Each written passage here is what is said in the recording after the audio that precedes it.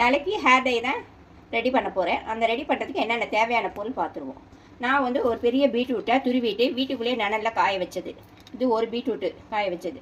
2 spoon tea தூள் போட்டு 1/2 tumbler நல்லா கொதிக்க வச்சு எடுத்து வச்சுருக்கேன். ஆலோவேரா ஜெல் பார்த்தீங்கன்னா ஒரு 2 பீஸ் நான் போட்டிருக்கேன். பாருங்கள், 2 பீஸ் கட் பண்ணி இதில் போட்டிருக்கேன்.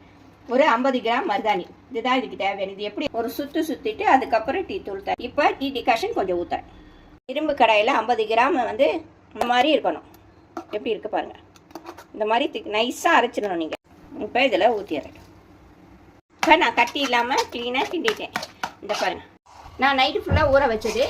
கலர் எப்படி வந்துடுச்சு பாருங்கள், சூப்பராக கலர் வந்துடுச்சு. இப்போ அடுப்பை பற்ற வச்சுக்கணும். திரிப்புலா பொடி 1 ஸ்பூனு அதான் இதில் போட்டுறணும். போட்டு நல்லா திரிப்புலா பொடி போட்டு நான் கிளறி வச்சுட்டேன். வெதுன்னு கொஞ்சம் காட்டுறேன் பாருங்கள். சளி பிடிக்காது, ஹேர் கலரிங் சூப்பராக வரும். நீங்கள் பிடிச்சிருந்தா லைக் பண்ணுங்கள், பெல் பட்டனை தட்டுங்க.